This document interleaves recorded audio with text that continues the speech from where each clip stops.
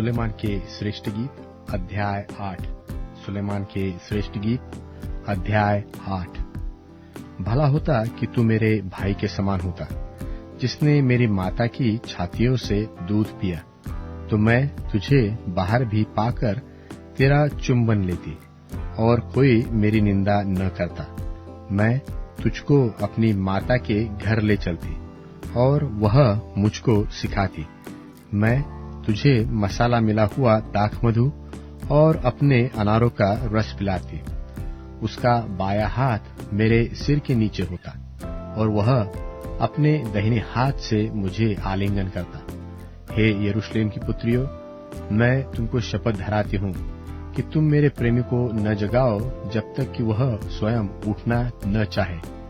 यह कौन है जो अपने प्रेमी पर ऊँट की हुई जंगल से चली आती है?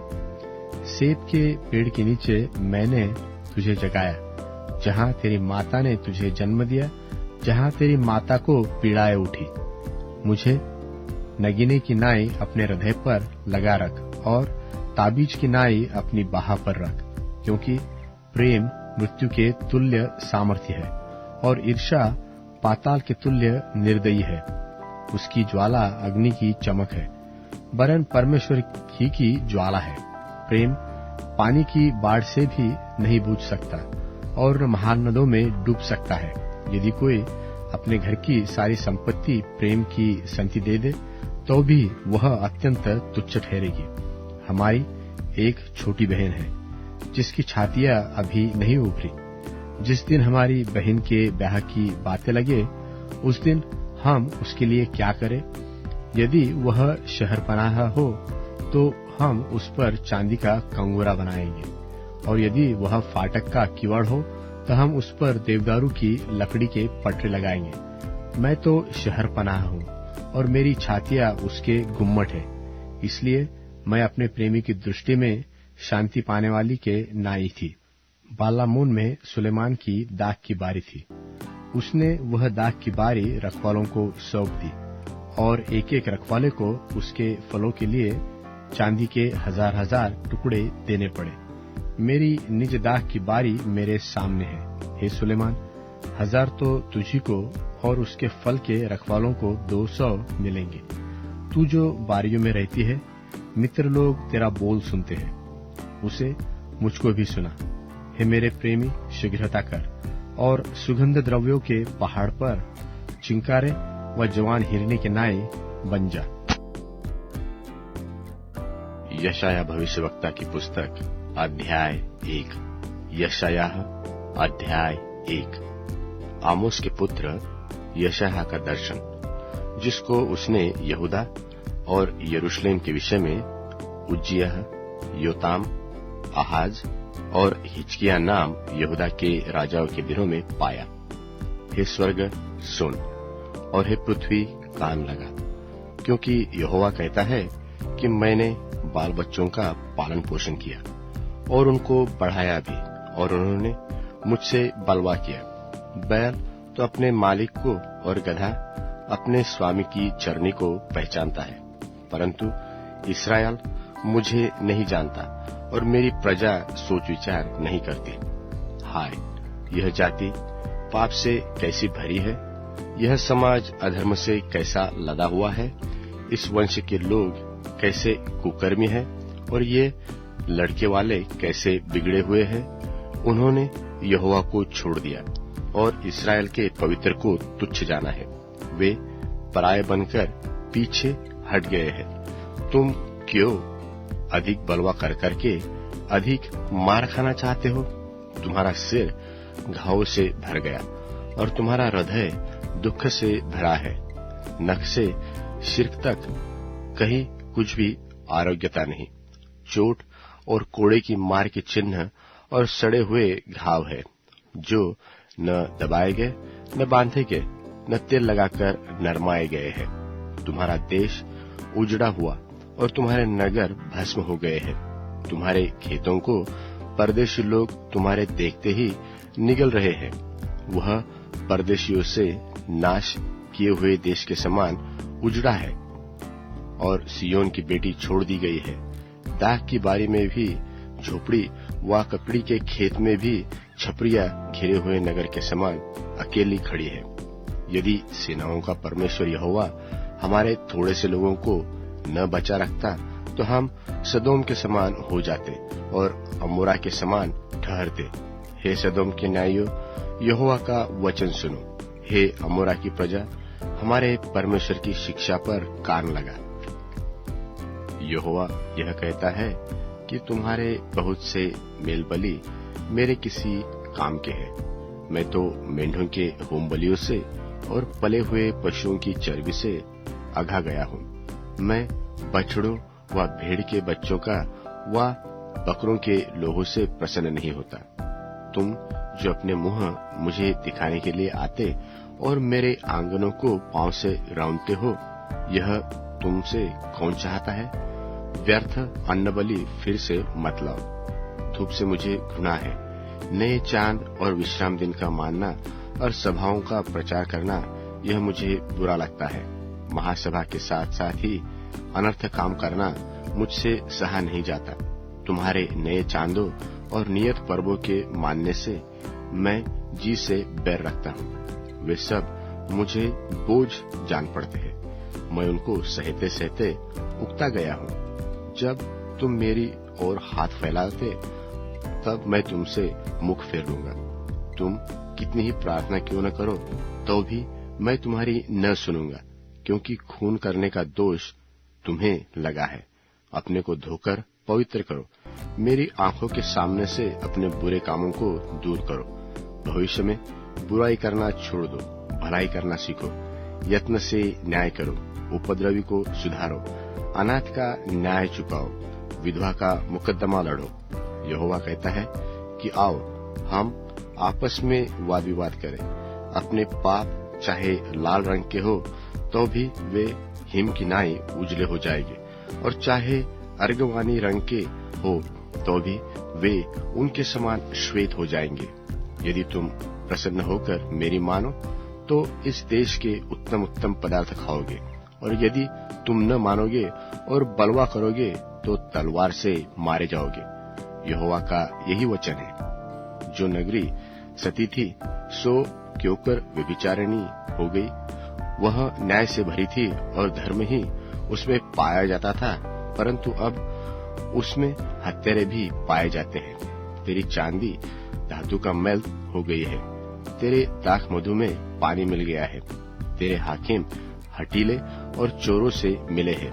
वे सब के सब घूस खाने वाले और भेंट के लालची है, और न तो वे अनाथ का न्याय करते और न विधवा का मुकदमा अपने पास आने देते हैं। इस कारण प्रभु सेनाओं के यहोवा इस्राएल की शक्तिमान की यह वाणी है कि सुनो, मैं अपने शत्रुओं को दूर करके शांति पाऊंगा और अपने बैरियों से पलटा लूंगा, और मैं तुझ पर फिर हाथ बढ़ाकर तेरा धातु का मैल पूरी रीति से भस्म करूंगा और तेरा रांग पूरी रीति से दूर करूंगा, और मैं तुझसे पहले की न्याय और आदि काल के समान मंत्री फिर नियुक्त करूंगा। उसके बाद तू धर्मपुरी और सती नगरी कहलाएगी, और सियोन न्याय के द्वारा और जो उसमें फिरेंगे वे धर्म के द्वारा छुड़ा दिए जाएंगे। परंतु बलवाइयों और पापियों का एक संग नाश होगा, और जिन्होंने परमेश्वर यहोवा को त्याग दिया है उनका अंत हो जाएगा। और जिस बांज वृक्षों ने तुझसे प्रीति रखते थे उनसे वे लज्जित होंगे। जिन बारियों से तुम प्रसन्न रहते थे उनके कारण तुम्हारे मुंह काले होंगे, क्योंकि तुम पत्ते मुरझाए हुए बांज वृक्ष के और बिना जल की बारी के समान हो जाओगे। और बलवान तो सन और उसका काम चिंगारी बनेगा। इस कारण वे दोनों एक साथ जलेंगे और कोई बुझाने वाला न होगा। यशायाह अध्याय 2। यशायाह अध्याय 2। आमोस के पुत्र यशायाह का वचन, जो उसने यहूदा और यरूशलेम के विषय में दर्शन में पाया।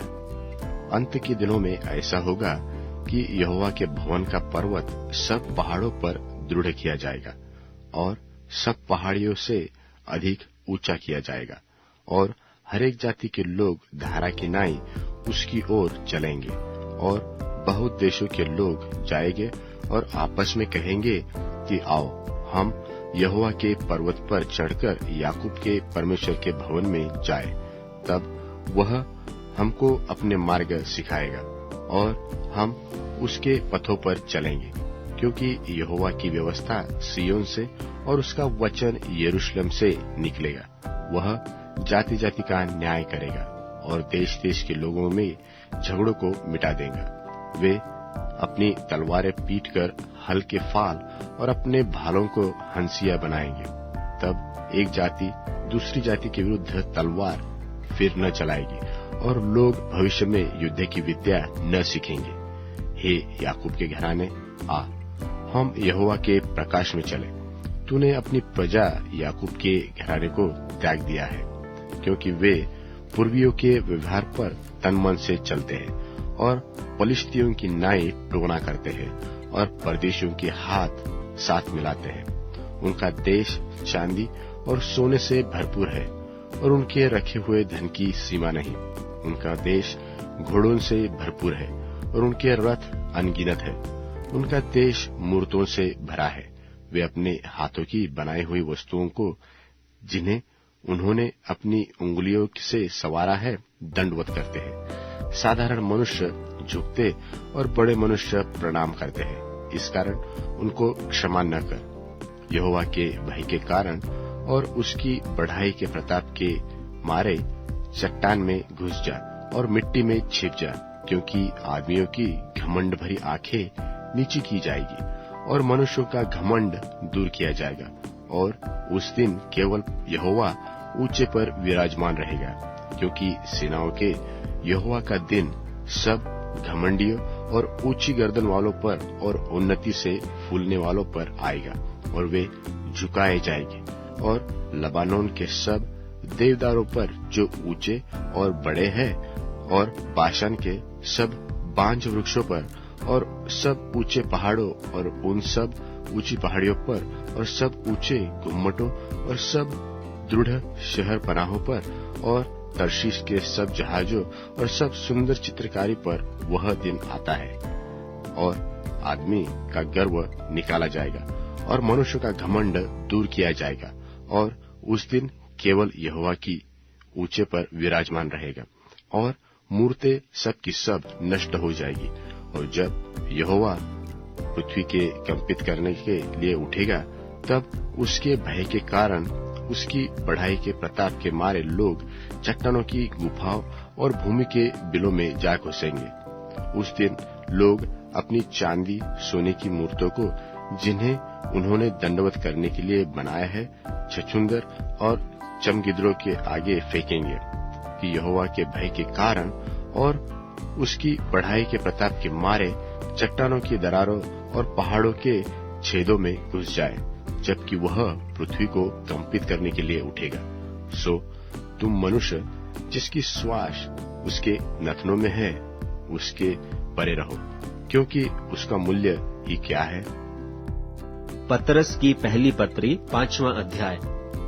तुम में जो प्राचीन हैं, मैं उनकी नाई प्राचीन और मसीह के दुखों का गवाह और प्रकट होने वाली महिमा में सहभागी होकर उन्हें यह समझाता हूँ कि परमेश्वर के उस झुंड की जो तुम्हारे बीच में है रखवाली करो, और यह दबाव से नहीं परंतु परमेश्वर की इच्छा के अनुसार आनंद से, और नीच कमाई के लिए नहीं पर मन लगाकर। और जो लोग तुम्हें सौंपे गए हैं उन पर अधिकार न जताओ, वरन झुंड के लिए आदर्श बनो। और जब प्रधान रखवाला प्रकट होगा तो तुम्हें महिमा का मुकुट दिया जाएगा जो मुरझाने का नहीं। हे नवयुवकों, तुम भी प्राचीनों के अधीन रहो, वरन तुम सब के सब एक दूसरे की सेवा के लिए दीनता से कमर बांधे रहो, क्योंकि परमेश्वर अभिमानियों का सामना करता है परंतु दीनों पर अनुग्रह करता है। इसलिए परमेश्वर के बलवंत हाथ के नीचे दीनता से रहो, जिससे वह तुम्हें उचित समय पर बढ़ाए। और अपनी सारी चिंता उसी पर डाल दो, क्योंकि उसको तुम्हारा ध्यान है। सचेत हो और जागते रहो, क्योंकि तुम्हारा विरोधी शैतान गर्जने वाले सिंह की नाई इस खोज में रहता है कि किसको फाड़ खाए। विश्वास में दृढ़ होकर और यह जानकर उसका सामना करो कि तुम्हारे भाई जो संसार में हैं, ऐसे ही दुख भुगत रहे हैं। अब परमेश्वर जो सारे अनुग्रह का दाता है, जिसने तुम्हें मसीह में अपनी अनंत महिमा के लिए बुलाया, तुम्हारे थोड़ी देर तक दुख उठाने के बाद आप ही तुम्हें सिद्ध और स्थिर और बलवंत करेगा। उसी का साम्राज्य युगानुयुग रहे। आमीन। मैंने सिलवनास के हाथ, जिसे मैं विश्वास योग्य भाई समझता हूं, संक्षेप में लिखकर तुम्हें समझाया है और यह गवाही दी है कि परमेश्वर का सच्चा अनुग्रह यही है, इसी में स्थिर रहो। जो बाबुल में तुम्हारी नाई चुने हुए लोग हैं, वह और मेरा पुत्र मरकुस तुम्हें नमस्कार कहते हैं। प्रेम से चुंबन ले लेकर एक दूसरे को नमस्कार करो। तुम सबको जो मसीह में हो शांति मिलती रहे।